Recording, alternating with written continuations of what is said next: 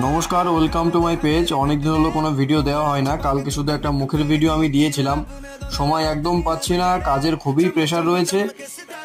আজকে যে ভিডিওটা দিচ্ছি এই ভিডিওটা না দিলেই নয়, কারণ আমি দ্বিতীয়বার আমেরিকা মাল পাঠাতে চলেছি।